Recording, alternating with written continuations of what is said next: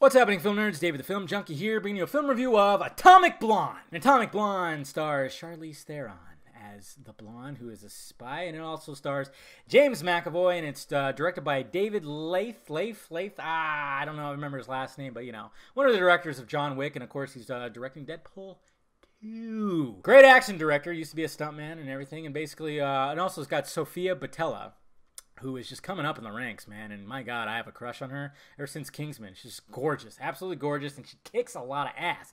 But in this movie, we have Charlize Theron, who is a spy, and she's basically trying to, well, first off, she's telling the superiors this story of what happened about getting this list. It sounds very familiar, sounds very much like the plot to the first Mission Impossible. It's basically a list of spies, and it gets out in the open. These people might, you know, they're going to be in danger, so she's got to prevent that, as well as get somebody to safety, and then, of course, shit goes awry, and she has to kick a lot of ass, and this, that, and this, and you know what's going on. So what did I think of Atomic Blonde?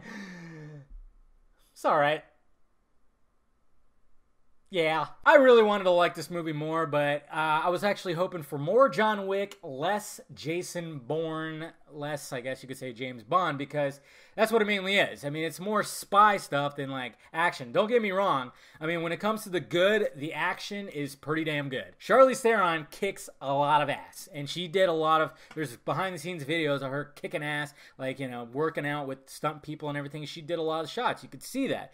And there's especially, like, one shot in the middle, or, like, towards the end, actually. It takes place on a stairwell, which was just, it's pretty damn good. I won't say anything more, but let's just say the David What's-His-Nuts watched Daredevil and was like, you know what? I think we should do that. And he upped it. He upped it because it goes out to the street and into a car. And I was pretty mesmerized by the feat that scene went. But the thing is, though, it's like sometimes, like, the in-between stuff just gets so boring, and not to mention you get taken out of the story because, like I said, it's basically her telling the superiors about this tale, about what happened. And it's just, it goes back and forth, takes you out of it, it gets kind of messy, and there's one thing about Charlize Theron's character that was kind of like right off the bat going, I don't know if I can handle this, and it was difficult. It was really difficult. I'm not going to say what it is, but it was just like,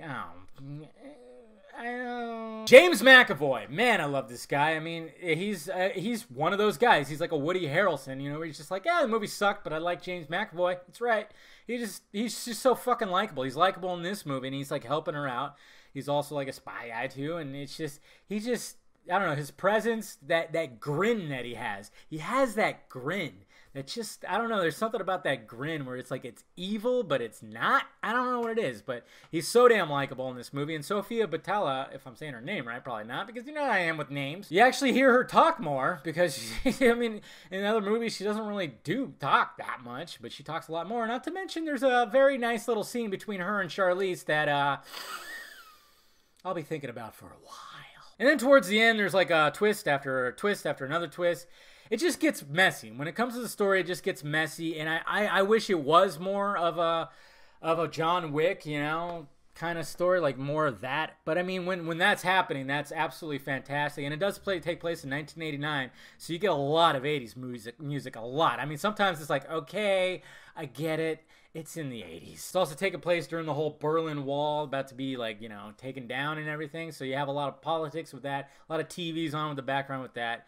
It's all, but it's just a lot going on. I think he was trying to cram a lot into this story and then try to make this, like, action shit that's going on, and that was just the best parts. Other than that, I wasn't digging it. I just wasn't digging it as much as I mean, it's not a bad movie, to mind you. It's just not, it wasn't like an overall, like, oh my God, some people are like, this was a fucking so amazing movie. I'm like, nah, not to me it wasn't. I mean, there's a lot of pieces that were great, but, you know, a lot of the movie just didn't do it for me. And it's not a movie I'd probably, I mean, if it was on TV, I'd watch it, but I'm not going to be like, oh man, Atomic Blonde's out, I gotta go get it. Let me take my pants off. It's not going to be that. So I'm not going to put it on the favorite wall of 2017, guys. Yeah, just not gonna do it.